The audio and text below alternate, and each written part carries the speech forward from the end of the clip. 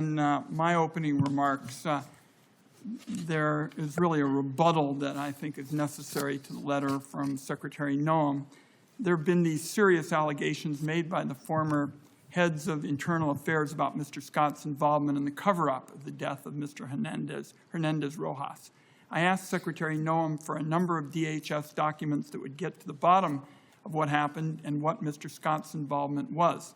The Secretary responded with a letter that said Mr. Scott was basically a perfect angel and all the allegations against him are false, but produced 0 documents that I requested to back it up.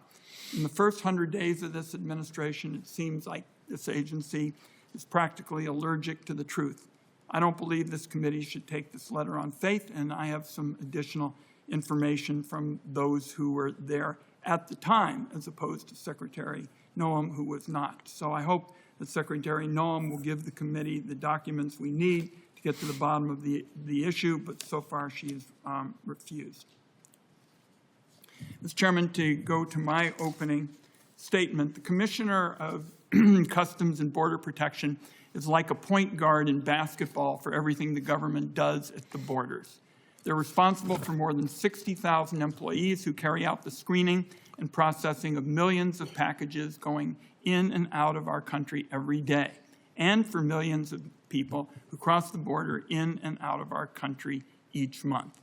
They have an essential responsibility to keep America safe and to keep the economy humming. An individual who holds the job should have deep experience with both customs and with protecting our borders, along with unimpeachable judgment. Today's hearing is to determine whether Rodney Scott possesses that experience along with the strength of character to be trusted with one of the most essential jobs in government.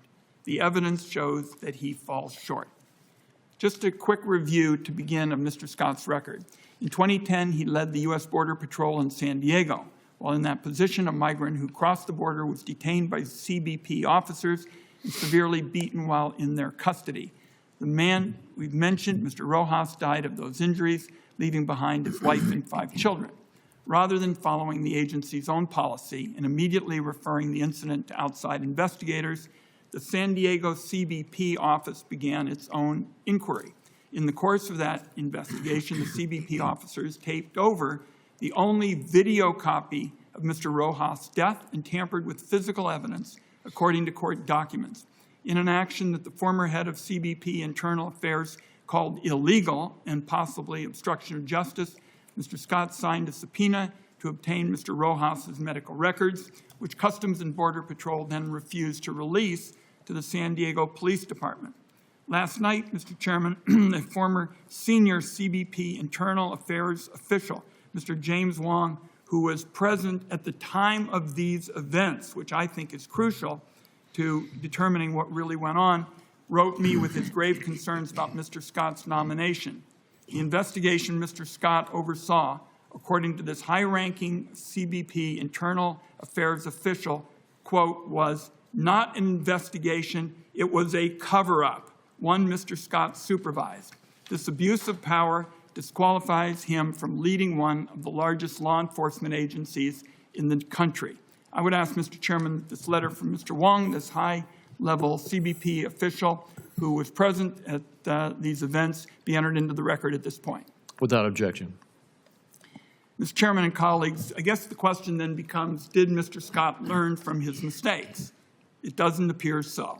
In 2021, a woman who formerly served as a Border Patrol agent tweeted criticism at Mr. Scott about his handling of the Rojas investigation.